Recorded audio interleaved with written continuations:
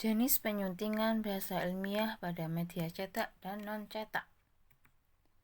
Penyuntingan bahasa ilmiah.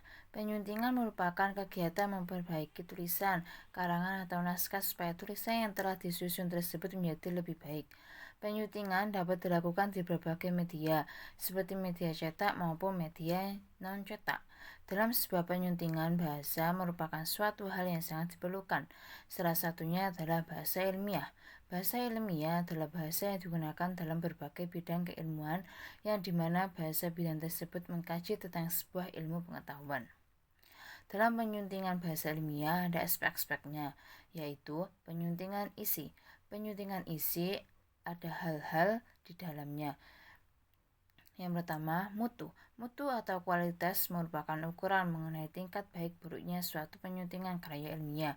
Yang kedua, cakupan keilmuan, membahas mengenai apakah karya ilmiah tersebut sudah memiliki pembahasan yang relevan dengan terkait bidang ilmu tersebut. Yang ketiga, keorisinalan isi merupakan keaslian karya yang dihasilkan tidak pernah ditulis oleh orang lain, asli dan tidak plagiasi. Yang keempat, dampak ilmiah. Kegiatan menyunting menghindarkan suatu teks dari kesalahan-kesalahan dengan cara mengoreksi isi tulisan secara cermat dan teliti. Yang kelima, ketajaman analisis dan kesimpulan adalah proses pemecahan suatu masalah menjadi bagian-bagian kecil sehingga bisa lebih mudah dipahami. Yang keenam, kemutakhiran, pustaka kerujukan. Kemutakhiran atau keaslian sumber rujukan dalam karya ilmiah merupakan hal penting yang dipersyaratkan dalam penilaian. Oleh karena itu, agar mendapat nilai baik, maka sumber rujukan harus mutakhir.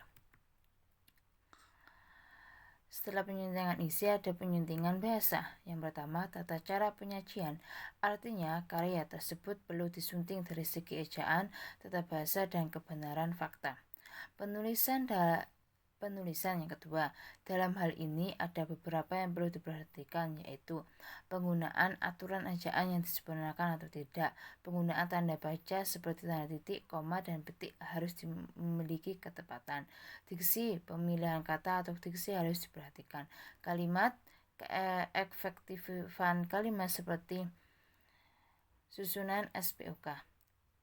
Terus ada sistematika penulisan, paragraf atau teks. Yang terakhir, kebenaran konsep.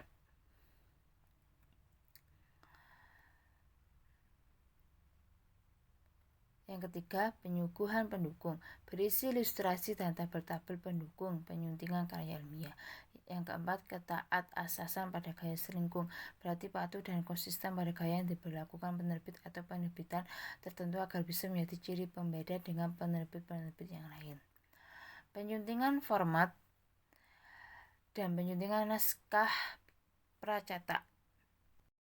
Penyuntingan format merupakan sebuah proses penyuntingan yang bertujuan untuk mempertahankan konsistensi penggunaan gaya selingkung yang telah ditetapkan dalam suatu penerbitan. Kalau penyuntingan naskah pracetak merupakan penyuntingan terhadap naskah yang masih berupa cetak dengan mengkoreksi tulisan atau coretan dan tanda-tanda lainnya di naskah.